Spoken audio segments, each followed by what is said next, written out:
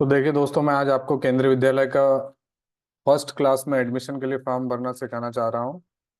तो आप ध्यान से देखिएगा, पूरा वीडियो देखिएगा। आपको कहीं किसी के पास जाना नहीं पड़ेगा और किसी से पूछना भी नहीं पड़ेगा कि आप केंद्रीय विद्यालय का फॉर्म कैसे भरना है हमको। तो गूगल में आपको सबसे पहले जाना है और केंद्रीय विद्यालय एडमिशन 2024-25 लिखना है और सर्च करना है। तो आपके सामने आएगा ऑनलाइन एडमिशन पोर्टल केंद्रीय विद्यालय। तो जाना है, पंजीकरण पर क्लिक कीजिए। क्लिक हियर फॉर रजिस्ट्रेशन पे क्लिक करना है। तो इसमें कुछ इंस्ट्रक्शन आएंगे जिसमें आपके पास क्या क्या होना चाहिए, मैं आपको एकदम शॉर्ट में बताना चाह रहा हूँ। तो देखिए, आपको ज़्यादा कुछ डीप में जाने की ज़रूरत नहीं है। आपके पास एक वैलिड मोबाइल नंबर होना चाहिए, वैलिड ईमेल एड्रेस होना चाहिए, और आपके पास एक बच्चे का, जिसका भी आप एडमिशन कराना चाह रहे हैं, उसका स्कैन्ड फोटोग्राफ होना चाहिए, जो कि जेपीईजी फाइल फॉर्मेट में होना चाहिए। 256 KB का अधिकतम उसकी साइज होना चाहिए फोटो की। और बच्चे का बर्थ सर्टिफिकेट होना चाहिए, जिसकी जेपीईजी या पीडीएफ दोनों में चलेगा, और वो 256 KB से अधिक का नहीं होना चाहिए। यदि आप आर्थिक रूप से इकोनॉमिकली वीक सेक्शन वाले हैं, या ईडब्ल्यूएस कैंडिडेट हैं, या फिर गरीब रेखा वाले हैं, तो गरीब रेखा के नीचे जीवन यापन करने वाले हैं, तो आपके पास उसका भी सर्टिफिकेट चाहिए। और यदि कोई सर्विस में है, पेरेंट्स गवर्नमेंट सर्विस में या पीएसयू पब्लिक सेक्टर कंपनी में है, तो उनको उनका ट्रांसफर का डिटेल्स पेरेंट्स की चाहिएगी। इसके अलावा आपको और कुछ भी नहीं चाहिए फॉर्म भरने में। सीधा अपन जाएंगे नीचे और जाके आए इस पे चेक बॉक्स पे चेक करेंगे और आगे बढ़ेंगे। वहां से रजिस्ट्रेशन फॉर्म खुल जाएगा, तो अपना नाम भरिए। मैं अपना नाम भर रहा हूँ। अगर बच्चे का मिडिल नाम है तो मिडिल नाम भरिए, लास्ट नाम है तो लास्ट नाम भी भरिए, पूरा नाम भरिए। एकदम स्पेलिंग और सभी चीज एकदम आपके बर्थ सर्टिफिकेट के अनुसार ही होना चाहिए, क्योंकि जीवन में हर जगह सेम बर्थ सर्टिफिकेट की स्पेलिंग ही आपकी मांगी जाएगी। इसके अलावा और कुछ की जरूरत नहीं है। स्पेलिंग गलत नहीं होना चाहिए, डेट ऑफ बर्थ गलत नहीं होना चाहिए। तो इसमें आपके बच्चे का जन्म 1 अप्रैल 2016 से 1 अप्रैल 2018 के बीच का होना चाहिए। 1 अप्रैल 2016 से 1 अप्रैल 2018 के बीच आपके बच्चे का जन्म होना चाहिए, जैसा कि इसमें दिखा है। Birth date should be between 1 April 2016 to 1 April 2018। And for जो बच्चे हैं कि विकलांग बच्चे हैं, जैसे आपका बच्चा यदि विकलांग है, तो उस पे यहाँ पे चेक बॉक्स करना है, यस या नो। और उनके लिए जन्म तारीख जो है 1 अप्रैल 2014 से 1 अप्रैल 2018 के बीच का होगा, तो वो भी केंद्रीय विद्यालय के लिए आवेदन कर सकते हैं। तो मैं आपको बताता हूँ कि 2017 एक रैंडम जन्म तारीख में लेता हूँ। 2017 के जून का 14 जून 2017। उसके बाद आगे बढ़ते हैं। तो यदि आप केंद्रीय विद्यालय संगठन के कर्मचारी हैं तो हाँ कीजिए, नहीं तो नहीं कर दीजिए। आपका ईमेल आईडी डालिए। मैं अपना ईमेल आईडी डालता हूँ। जो आपके पास ईमेल आईडी है वो अपना ईमेल आईडी डालिए, अपना मोबाइल नंबर डालिए।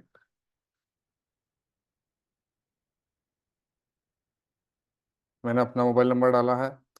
और कैप्चा डाल दीजिए। यहाँ से रजिस्टर पर क्लिक कर दीजिए। रजिस्टर पर क्लिक करते ही आपके पास मोबाइल पे ओटीपी आएगा। वो ओटीपी आपको यहाँ पे सबमिट करना है और फिर से कैप्चा डालना है। तो मेरे मोबाइल में ओटीपी आ चुका है, 119125। तो मैं अपने मोबाइल का ओटीपी इसमें डाल रहा हूँ।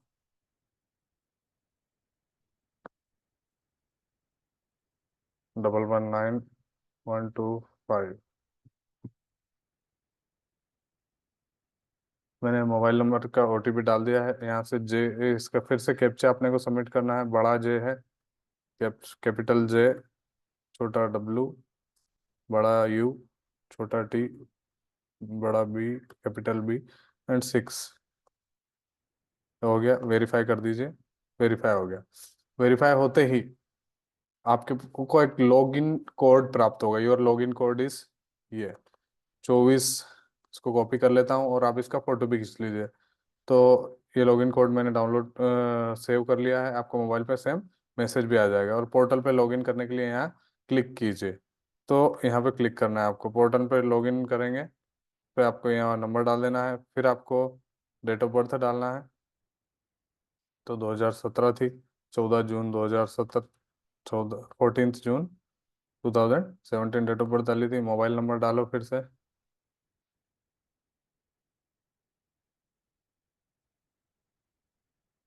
मोबाइल नंबर डालते ही फिर से कैप्चा आपको डालना है। कैप्चा ये डिटेक्ट करता है कि आप रोबोट तो नहीं है, और ये डालते ही आपका एप्लीकेशन खुल चुका है। तो इस तरह से एप्लीकेशन आएगा। आपको ये जो जानकारी आपने पहले भरी थी वो भरी हुई आ जाएगी। आगे बढ़ेंगे तो आपको यहाँ आपका जेंडर सिलेक्ट करना है, आपका मेल है कि फीमेल है। और इकोनॉमिकली वीकर सेक्शन में आते हैं तो वो पूरी जानकारी, सर्टिफिकेट नंबर, सर्टिफिकेट कब इशू हुआ और किसके द्वारा इशू किया गया, कौन सी कास्ट में आते हैं। बाद में ये आपको जनरल ओबीसी डालना है। यदि आप कम आय वर्ग के नहीं हैं तो इस पर क्लिक कर देंगे तो आपको कुछ भरने की जरूरत नहीं है। आपका ब्लड ग्रुप बच्चे का, आपका नहीं मतलब, बच्चे का ब्लड ग्रुप डालना है, फिर नेक्स्ट जाना है। फिर यहाँ से माता माता जी की जानकारी, मदर्स डिटेल। तो मिसेस माता का नाम जो भी है आपको यहाँ लिखना है। मैं अपनी माता जी का नाम लिख रहा हूँ। और माता की राष्ट्रीयता, उसके बाद एड्रेस ये, और पिताजी का टाइटल मिस्टर, पिताजी का नाम लिख दीजिए। पिताजी का टाइटल सिलेक्ट कर दीजिए, ये वो कौन से राष्ट्रीयता है, इंडियन है या विदेशी है। उसके बाद आपको, ये सभी उनके लिए है जो किसी के पेरेंट्स जैसे फॉरेन में है, या पिताजी विदेशी नागरिकता है, माता भारतीय है, उन सब के लिए ये सब फिल करना है। नहीं तो जनरली हम सभी इंडियन हैं तो माता पिता दोनों इंडियन है। उसके बाद आगे चलते हैं। तो क्या आप चाहते हैं कि माता का आवासीय पिता, पिता के आवासीय फील्ड फील्ड में स्वतः ही लिखा जा सके? Do you want to copy mother's residential address to auto fill father's residential address?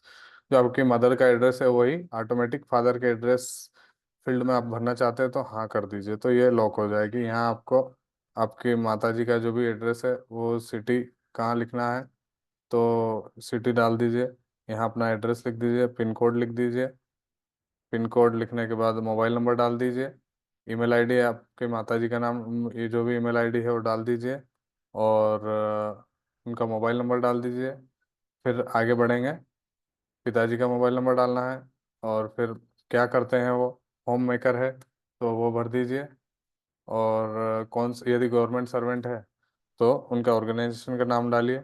और पिताजी क्या करते हैं उनकी जानकारी इधर भर दीजिए। उसके बाद नेक्स्ट कर दीजिए। तो आप यहाँ 3 केंद्रीय विद्यालय आपको सिलेक्ट करना है। फर्स्ट वाला कौन से राज्य का है तो वो सिलेक्ट कर लीजिए। फिर सेकंड वाला कौन से राज्य, फर्स्ट वाले में या स्कूल सिलेक्ट कर लीजिए। जैसे आप गोवा में रहते हैं तो ये। फिर इसके बाद नीचे, क्या आपको सेवा प्राथमिकता श्रेणी भरने में मदद चाहिए? Do you want to need help in filling service priority category? तो यदि आप हाँ करते हैं, सर्विस में है, आपके गवर्नमेंट सर्वेंट है या पीएसयू में काम करते हैं, स्टेट गवर्नमेंट सेंट्रल गवर्नमेंट, तो इसको यस करना है आपको। कहाँ काम करते हैं वो आपको जानकारी भरना है, सर्विंग एम्प्लॉय। और फिर यहाँ सिलेक्ट कर लेना आपकी माता जी सर्विस में है, पिताजी, और वो सिलेक्ट करके आपको फिर यदि 7 वर्षों, पिछले 7 वर्षों में माता पिता का ट्रांसफर हुआ हो तो वो आपको जानकारी यहाँ देना है। तो यदि नहीं हुआ है तो नॉट एप्लीकेबल कर दीजिए और नेक्स्ट कर दीजिए। ठीक है, नेक्स्ट कर दिया आपने। एक ही स्कूल सिलेक्ट किया था हम लोगों ने, तो आपको क्या करना है, फिर से प्रीवियस पे जाना है, नेक्स्ट करने की जरूरत नहीं है।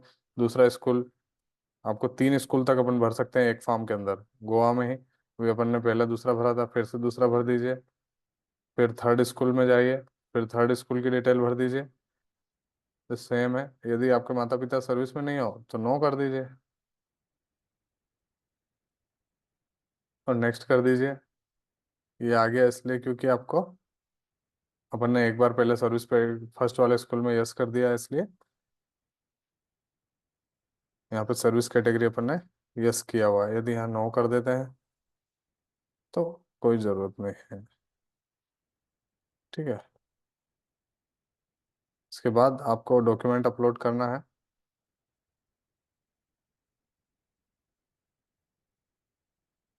ये भर के आगे बढ़ेगा फॉर्म।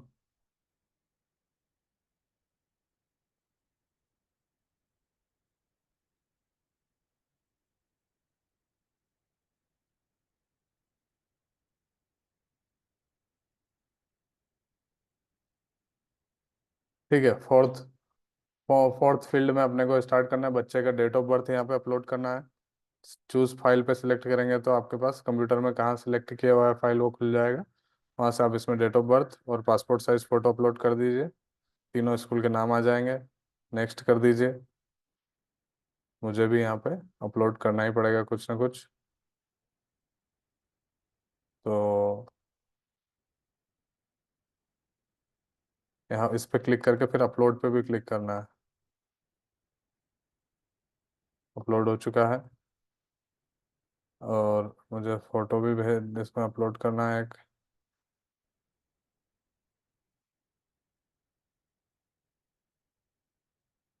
ये गलत फाइल है इसलिए अपलोड नहीं हो रही है। मैं फ़ोटो अपलोड कर देता हूँ। जेपीजी फाइल चाहिए 256 KB से कम की, इसलिए नहीं ले रहा है वो। मैं कुछ भी रैंडम इमेज अपलोड कर रहा हूँ सिर्फ आपको दिखाने के लिए कि आपको कैसे फार्म करना है। जैसे ये फार्म ये दोनों अपलोड हो चुके हैं। अभी हम लोग नेक्स्ट जाएंगे तो डिक्लेरेशन बाय पेरेंट्स। ये प्रमाणित करता हूँ कि ये जानकारी मेरे द्वारा दी गई सभी सत्य है।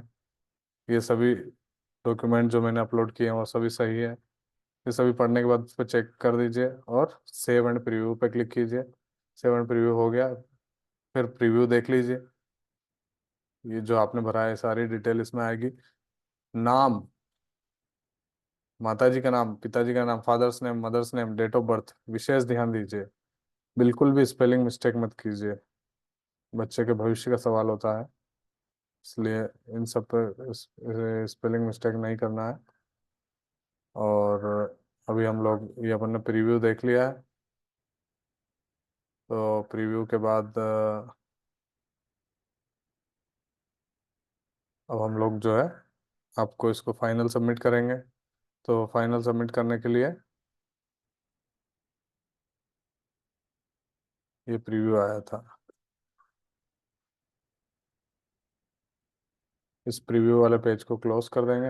अभी वापस अपना फाइनल सबमिट वाला पेज खुल गया है। ये टैब प्रीव्यू वाली टैब को बंद करेंगे और सबमिट बटन पे क्लिक करेंगे। Are you sure you want to submit this application? Yes करेंगे तो फिर से आपके पास एक मोबाइल पे ओटीपी आएगा। वो ओटीपी डाल के वेरीफाई ओटीपी करोगे तो आपके पास सबमिट हो जाएगा। और सबमिट होते ही आपको एक फॉर्म नंबर मिलेगा 939611। जैसा कि मैं ओटीपी डालता हूँ 939611। वेरीफाई। ये मेरा एप्लीकेशन सबमिट हो चुका है। ये एप्लीकेशन नंबर ही मेरा सब इस पूरे कार्रवाई के अंदर एप्लीकेशन नंबर, ये एप्लीकेशन सबमिशन नंबर ही काम आएगा। तो इसी से मुझे पता भी चलेगा कि अलॉटमेंट मुझे सीट हुई है या नहीं है। और जो भी बच्चा जिसके लिए ये फॉर्म भरा गया है उसके लिए सीट अलॉट हुई है कि नहीं, सारा कम्युनिकेशन ये एप्लीकेशन नंबर से ही होगा। तो ये बाद में फॉर्म प्रिंट कर लीजिए। इस प्रकार से आपको केंद्रीय विद्यालय का फॉर्म भरना है। और इसकी डेट्स, केंद्रीय विद्यालय का फॉर्म भरने की डेट्स भी मैंने आपको बताई है पहले। तो उस डेट्स के बीच में भर दीजिए इसको। बहुत लोगों को पता नहीं होगा।